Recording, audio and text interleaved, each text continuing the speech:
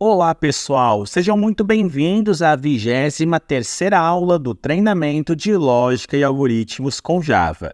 Nessa aula vamos aprender a trabalhar com vetores. Para isso então, crie um arquivo chamado vetor.java, eu já tenho o meu aqui, contendo aquela estrutura que vocês já conhecem. Bem, o que é um vetor? Basicamente, pessoal, é uma variável com a capacidade de armazenar vários registros, várias informações. Poxa, Ralph, como assim? Vamos supor que vocês queiram armazenar 4 nomes. Pelo conhecimento que nós temos até o presente momento, vocês teriam que fazer algo assim. String, nome 1, valendo, por exemplo, Ralph. E a gente depois daria um Ctrl+C, Ctrl+V e teríamos o nome 2, o nome 3 e o nome 4. Funciona? Funciona. Mas e se eu fosse manipular 100 nomes? Poxa, eu vou ter que ter 100 variáveis? Na verdade, não. Nós podemos ter um vetor, que é uma variável que pode armazenar um conjunto de dados. Então, vamos ver na prática como a gente cria um vetor de nomes. Então, vou apagar esse exemplo, comentáriozinho, vetor, também conhecido por array.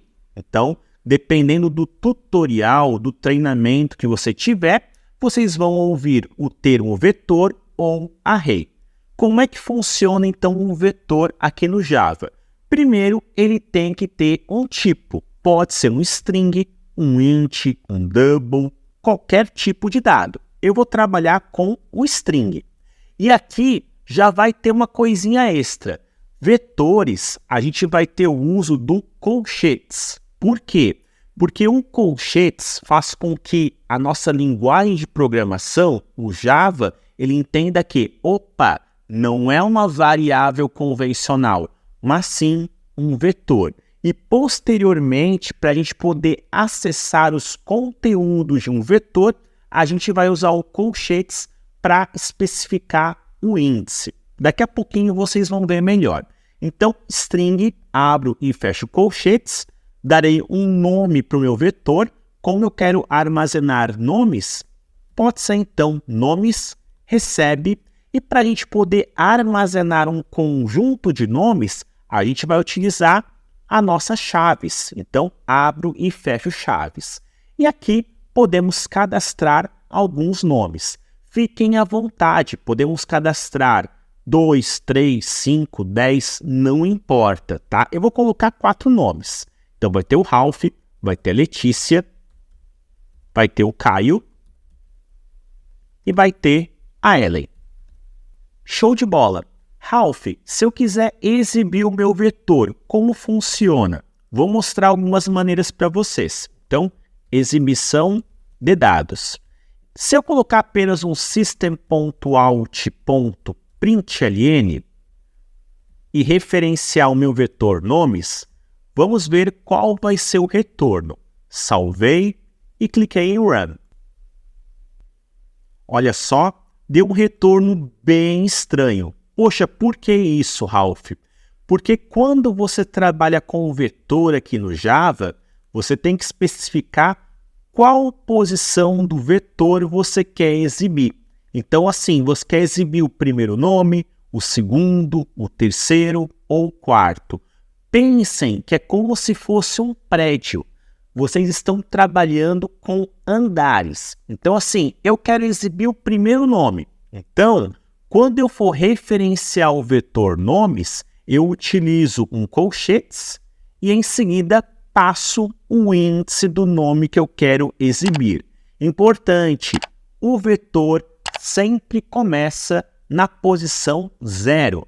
Então, 0 é Ralph, 1 é Letícia, 2 é Caio e 3 é Ellen.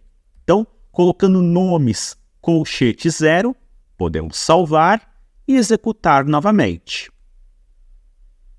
Vejam só, o retorno agora foi Ralph. Simples, rápido e prático. Tá bom, Ralph, e se eu quiser exibir todos os nomes? Como é que eu faço isso? Bem, a gente pode trabalhar com laços de repetição. Pode ser o while, do while ou o nosso for.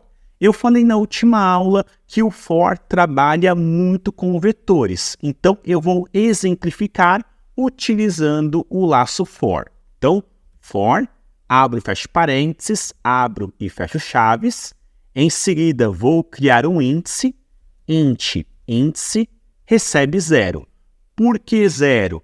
Porque todo vetor começa com a primeira posição sendo a 0.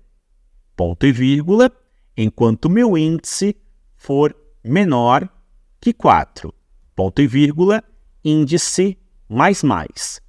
E aqui, entre as chaves do meu for, system.out.println, referencio nomes, colchetes, índice. Prontinho. Cada volta, cada loop do meu laço for, o índice vai ser alterado. Então, o primeiro nome vai ser exibido, Ralph. Depois, o segundo nome, Letícia. Depois, o terceiro nome, Caio. E o último, e não menos importante nome, Ellen, finaliza o nosso laço de repetição. Podemos salvar e executar. Olha só que legal. Ralph, Letícia, Caio e Ellen. Então, é assim que funciona o nosso vetor. Gente, uma dica muito importante.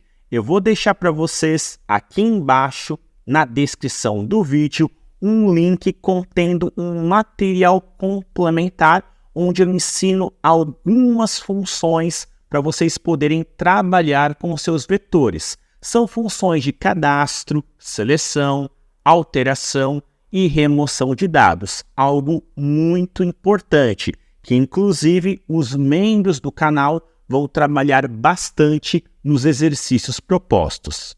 Pessoal, espero que vocês tenham entendido e que tenham gostado da aula. Tendo qualquer dúvida, comenta aqui embaixo. Não se esqueçam daquele like e até a próxima!